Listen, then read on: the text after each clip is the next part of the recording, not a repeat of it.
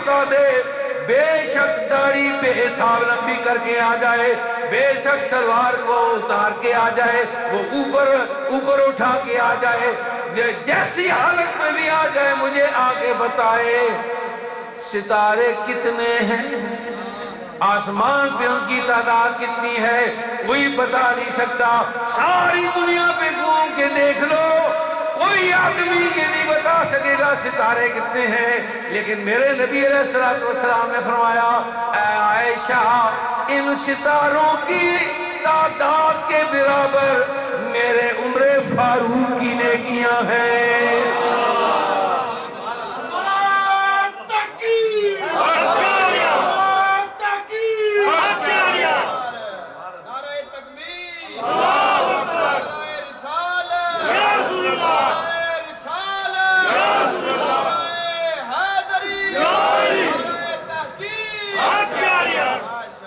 میں نے بہت دفعہ جب سے یہ حدیث پڑھی ہے بہت دفعہ خیال کیا، پاکستان میں نے سوچا ستارے میں نہیں گن سکتا، شہر اپنے میں نہیں گن سکتا، کراچی میں گیا میں وہاں نہیں گن سکا کتنے ستارے موجود ہیں، میں ہندوستان میں گیا اسی طرح ستارے بے حساب موجود ہیں، چائنا میں گیا ستارے اتنے ہی ہیں میں نہیں گن سکا، میں جاپان میں گیا میں ستارے نہیں گن سکا، نیوزی لینڈ آسٹریلیا میں نہیں گن سکا، فجی میں گیا میں ستارے نہیں گن سکا، میں انگلینڈ میں گیا ستارے نہیں گن سکا، میں سعودی عرب میں گیا ستارے نہیں گن سکا، متحدہ امارات میں گیا ستارے نہیں گن سکا، ساؤتھ افریقہ میں گیا ستارے نہیں گن سکا، بوٹسوانا میں گیا ستارے نہیں گن سکا، سوازی لینڈ میں گیا ستارے نہیں گن سکا، میں دنیا میں گھوما ہوں امریکہ میں آیا ہوں ستارے نہیں گن سکا، کوئی ایسا مائی کا لال بتاؤ جس نے آج ستاروں کی تعداد بتائی ہو، وہ یہ بتا سکے ستارے اتنے ہیں، کم از کم میں اس کا مرید ہو کے جاؤں۔ کوئی ستارے نہیں گن سکا، میرے نبی نے 1400 سال پہلے کہا اے عائشہ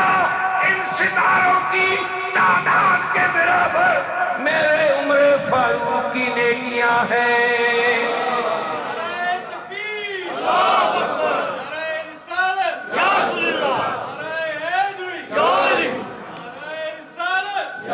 اب یہ بات میں کہہ دوں تو اور ہے، علماء کہہ دیں تو اور ہے، نبی علیہ السلام کہیں تو ذرہ برابر بھی فرق نہیں ہو سکتا، ذرہ برابر بھی شک نہیں ہو سکتا۔ سرکار نے فرمایا ان ستاروں کی تعداد عمر فاروق کی نیکیوں کے برابر ہے۔ اب میں آپ کی توجہ چاہوں گا، آپ کو دعوت فکر دوں گا، عمر فاروق نے کچھ نیکیاں تو سرکار کے سامنے کی ہوں گی، کچھ نیکیاں نماز پڑھی ہوگی حضور کے سامنے، روزہ رکھا ہوگا حضور کے سامنے، حج کیا ہوگا حضور کے سامنے، جہاد کیا ہوگا حضور کے سامنے، لیکن کچھ نیکیاں عمر فاروق نے گھر میں کی ہوگی، سرکار نے تو گھر میں موجود نہ تھے تو ماننا پڑے گا عمر فاروق نے چھپ کے جو نیکی کی وہ بھی سرکار جانتے ہیں، جو گھر میں نیکی کی اس کو بھی سرکار جانتے ہیں۔ اور حضور علیہ السلام نے فرمایا عمر فاروق کی عمر کی نیکیاں میرے عمر کی نیکیاں ستاروں کے برابر ہیں۔ تو میں ذرا آپ کی توجہ چاہوں گا، سرکار دو عالم نے جو یہ فرمایا ہے، حضور کی وفات تو پہلے ہو گئی ہے، صدیق اکبر نے 2 سال 3.5 مہینہ آپ نے خلافت کی، 10 سال سے زائد عمر فاروق نے خلافت کی، حضور کے زمانے میں بھی عمر فاروق نے نیکیاں کی، صدیق کے زمانے میں بھی عمر فاروق نے نیکیاں کی، اپنی خلافت کے زمانے میں بھی عمر فاروق نے نیکیاں کی، تو ماننا پڑے گا سرکار کو جو عمر فاروق نے حضور کی وفات کے بعد نیکیاں کی ہیں ان کا بھی علم تھا۔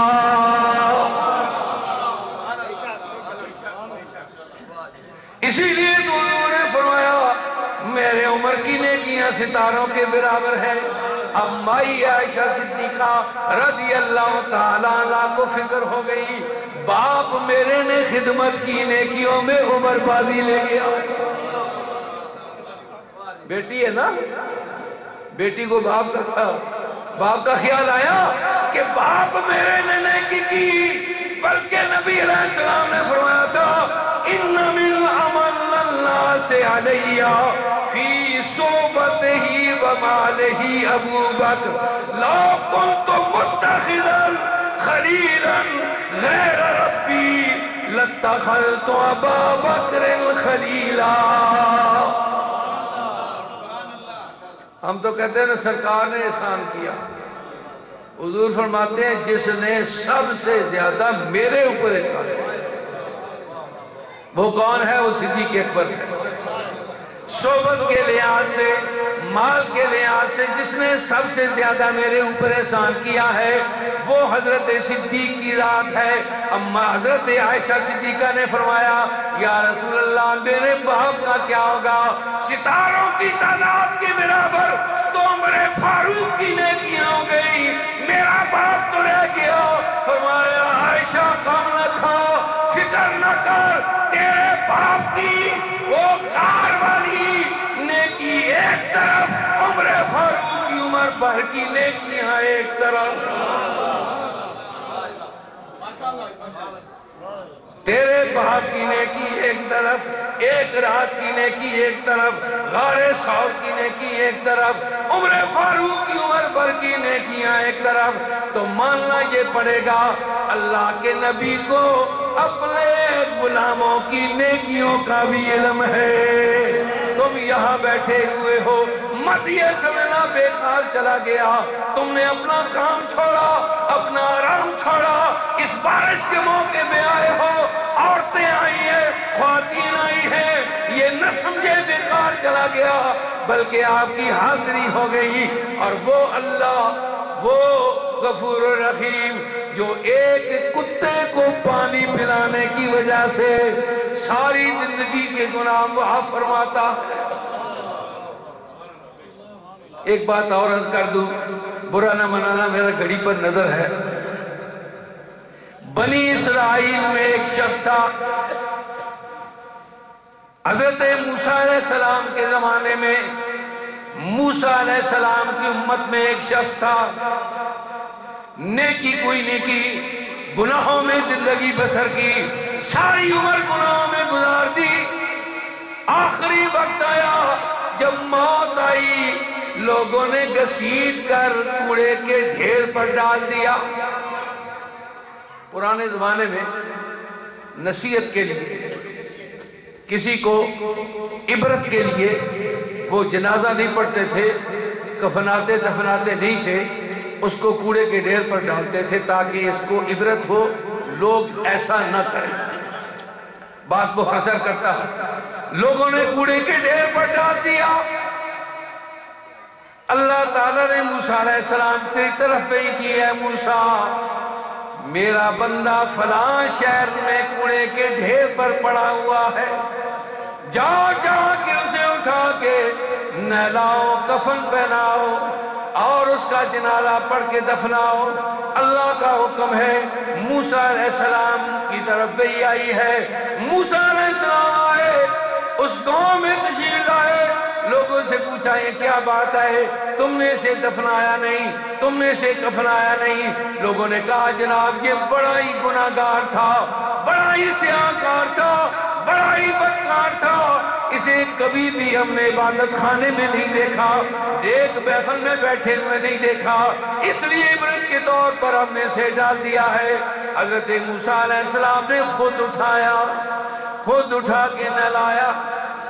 نہلا کے آپ نے کفنایا، کفن دلے کے آپ نے جنازہ پڑھا، دفنا دیا۔ دفنانے کے بعد بارگاہ الہی میں عرض کی مولا تو اپنے رازوں کو جاننے والا ہے، اپنے بیدوں کو جاننے والا ہے، ساری مخلوق تو کہتی ہے برا ہے، گناہگار ہے، تو نے حکم دیا میں نے دفنا دیا ہے، مگر یہ تو بتا رہا اس نے کون سی نیکی کی ہے۔ اللہ نے فرمایا موسیٰ بات دراصل یہ ہے، کلما नशरत तौराता फरआइना इसम मुहम्मदिन वकब्बलहू ववदाहू अला ऐनैहि। ऐ मूसा मैं भी जानता हूँ बड़ा ही गुनाहगार, बड़ा स्याहकार, बड़ा ही बदबख्त था, लेकिन जिंदगी में जब कभी इसने तौरात को खोला और तौरात में मेरे नबी का नाम मोहम्मद सामने आया, तौरात को खोला, कुल्लमा नशरत तौराता फरआ इला इस्म मुहम्मदिन, जब भी इसने देखा मेरे नबी के नाम मोहम्मद लिखा हुआ है, फकब्बलहू ववदाहू अला ऐनैहि, इसने उस नाम को चूमा, चूम के अपनी आंखों पे लगाया है। बस मुझे इसकी ये अदा